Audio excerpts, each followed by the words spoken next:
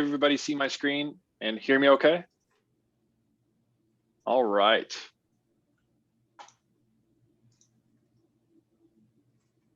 Okay, so this course is Game and App Design in Japan for Fall Break 2021. So this will be pretty quick. I just wanted to talk about the who, what's, where's, and why's. So who this course is for, what exactly we'll be doing, where we'll work, where we'll visit, our schedule, and then why this course is going to be awesome. So first, who is this course for? Obviously, game designers. We will be designing, developing, publishing a game. Artists and animators. Who is our animator here? It was Hannah. That's right. So for you artists and animators, most games, except for text adventures, as far as I know, have some form of art or animation. We'll probably also want to do some sort of promo graphics for our game when we publish it. This course is also for computer programmers or those aspiring to learn some coding. I have a pretty extensive background in programming, so this is kind of my area that I love to dive into. Specifically, we'll be building a system for our game and our application to display our text in our game in either English or Japanese. We'll talk a bit more about that soon.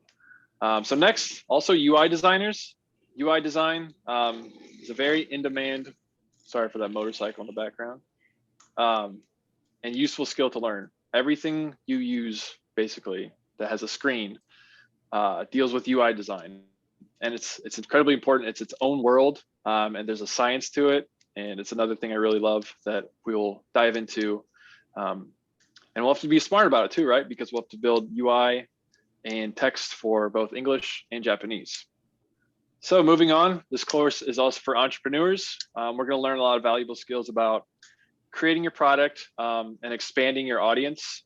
So in our case, we are ideally, we're starting off building something for ourselves, right? We're building a game or an app that we can read, we can understand, we can play. And then we're expanding it to be playable and usable by another culture that speaks a different language, potentially doubling your market. So this course is for entrepreneurs. And lastly, explorers. If you know nothing about the things above, I think that's still okay. There are ways you can contribute and learn on the fly. You will learn so much by immersing yourself in a topic that you know nothing about. Even if you're going to be a doctor and you take this course, I think there is things that you can learn from this course that you can bring into doing any type of work going forward. So not only are you going to be learning new things in our subject matter, but obviously we're going to be exploring Japan. You're going to learn and grow a ton by just doing that. Immersing yourself in a culture you're very unfamiliar with is going to be excellent. Okay, so that's who the course is for. What are we going to do in this course? So this course will take place over the course of a month with a few weekends, and then most of it is in that travel chunk. So first, we'll probably start with a chassis of a game as opposed to building something from scratch. Realistically, we have 2 weekends to build something before we go to Japan and actually test it out. So we'll have some sort of chassis of a game. We'll have some character mechanics, basic functionality working, and then we'll tack on our own implementations and our own features on top of that.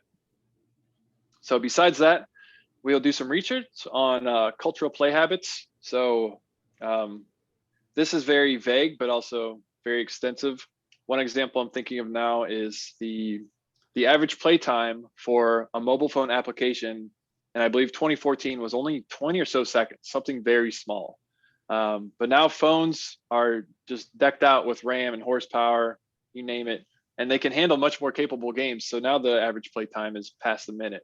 So things like that, knowing the average play time, where people are playing games, can help us design a more optimal, more personalized experience in the UI and as far as the gameplay. So we'll do some research about our audiences and then kind of tailor make our game and app towards that research. So next we'll actually, after designing those features and updates, we'll actually implement those. So that will be a lot of coding, me working with you guys as a team to actually implement those features. On top of that, we need to build a system that will run the app in either English or Japanese. I don't expect any of you to know how to do any of this as it is, because why would you? But this is something I have a good amount of experience in with previous work experience on how to translate your language and display it in both languages, which is called localization. So finally, we will test our game in Japan when we're finally there. So something that happens a lot with localization is you translate it from language A to language B. The people who actually speak language B say, this is not how it should act or look at all. It's probably really bad. So if we make any mistakes, that's where we can get that feedback from when we're actually testing in person in Japan at Oberlin University. So you learn a ton by just testing and getting feedback on your game. So we'll do just that. Obviously, and most importantly, we are going to explore and learn about Tokyo, Japan. So very soon I'll show you some places that we'll visit, and then we'll publish our game for anyone to play. Okay, any questions so far? Cool. Okay, where are we going to go? So I don't know if you guys know this place, but Never heard of it.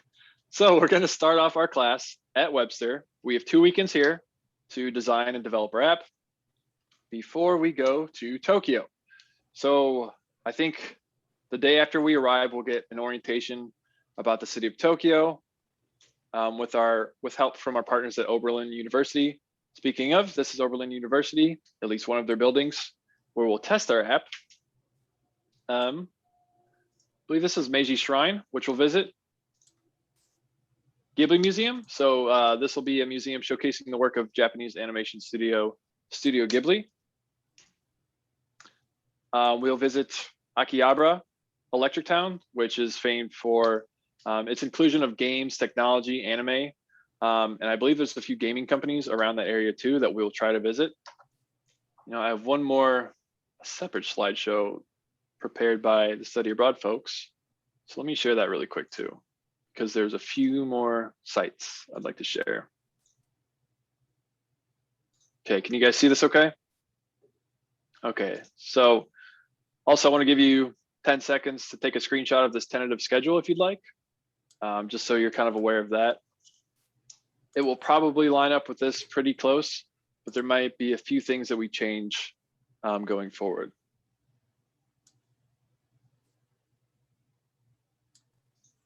So we'll do our testing at Oberlin.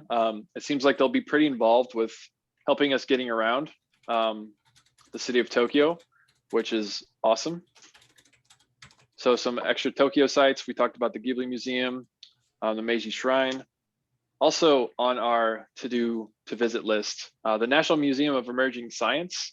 If you have any interest in that, I would do a quick Google search on that. There's some really cool exhibits going on there. Joypolis, or I believe Joyopolis, the Great Buddha statue.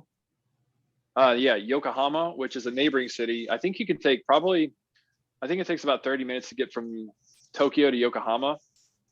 And this is actually, I worked here for several weeks a few years ago at the World Lung Cancer Conference. And this is the hotel I stayed in. I believe this is the Landmark Tower. Yeah, Yokohama Landmark Tower.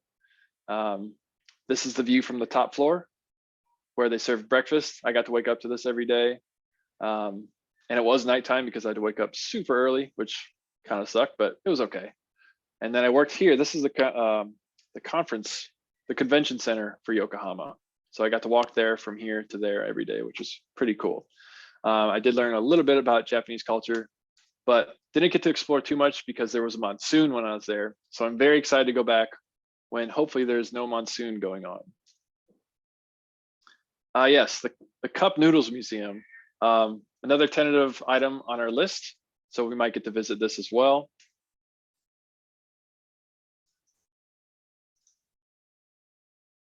All right.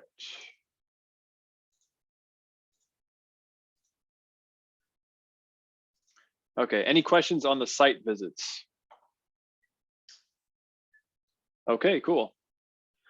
All right, next. Our schedule. So first weekend of October, October 1st is a Friday, October 2nd is a Saturday. We scheduled it this way because we weren't quite sure about what your during the week schedule would be like. So we figured you'd probably have Friday nights and Saturday mornings open. So we'll have the first 2 weekends open for our class. The first week, we'll really focus on the design of our app, really get that all laid out so that the weekend after, we can just implement it all. We'll develop it, we'll have a test version ready. And then the following week, October 14th to the 23rd, so it's 10 days of travel, we will actually test what we've done so far in person, along with exploring Tokyo. So finally, when we get back, we have one more weekend to iterate on that feedback. So we might learn a bunch of things that we did poorly or did really well. And we can use that knowledge to iterate on our game and then finally publish it that last weekend of October. Okay, so why this class will be great. My career so far has been all about game design, app development, and travel, either all of those at once or one at a time. And I have a lot of experience and lessons and things that I want to share with you guys. So I'm extremely excited to do that. I think you're going to learn a lot and have a great time in this course if you take it. Second, we talked about this a bit. This will help you learn to expand your audience. So it's very, very easy to think, okay, I'm building a game, or I'm writing a book or making a movie, and you're really only thinking about the people close to you, people in the United States usually, which is fine. But there's an entire world that's the other 95% of your audience. So kind of just getting into that mindset that there's so many more opportunities than just the ones around you to show off your business, your product, your game, is going to be a very valuable lesson for you guys. So lastly, designing a game or a product for an audience is already going to invoke a lot of creativity and personal growth. But adding that on top of getting to travel to Japan, especially after not being able to travel for 2 years, should be pretty awesome. And immersing yourself in a culture you're unfamiliar with, I really think you guys are going to learn and grow a lot from it. Okay, so I realize this link is quite hefty and there's probably a better one. So Kelly, if you know of a better way for them to go apply, I know everyone's been emailed the links, but if you want to apply, there's a link. If you have any questions, feel free to email me. There's my email. My office phone is right there as well. I'm usually in the office on campus Tuesday, Wednesday, Thursday. Otherwise, email is a good way to reach out to me. And then finally, I think we've just established this lab fee, which I think is extremely reasonable. I was expecting it to be higher, but after doing all the math on the visits and lodging, it comes out to be $2,085, but that is excluding the flights. So Kelly, can you confirm that? That it's excluding the flights? Yes. Yeah. Okay. So it'll be that plus flights. It looks like as of now, and this could change, the flights for round trip, I think are just over $1,000, which honestly, if it stays that way, is really good. That's a really good price, in my opinion. I think last time I went, it was close to 2,000 for round trip. So it seems like it's a good time to go. I think the lab fee for this course is pretty good. And then Kelly, is there another way they can apply if they don't want to if they don't have the means and technology to write this out right now? Yeah, just go to, you can just go to the study abroad website. So webster.edu/study abroad, and then navigate to the program page. And there's a couple different buttons you can click on that all say, apply here or apply now. That'll take you right to the application. Perfect. Yeah, and I just wanted to add too, with the flights over to Japan for programs that have been running over the breaks, fall and spring, in the past we've tried to work with these programs to do group flights when possible. And the nice thing about that, if we do that for this program, is that it can get billed to your student account. So you would be set up with the group flight, and then the ticket would be purchased by the university, but then just added to your account. So then you could pay it along with your fall financial aid. So that's been a really good option. Perfect. Okay, so I don't think that took too long. Hopefully I didn't bore you, but does anybody have any questions? Yes. Okay, what's up, Hannah?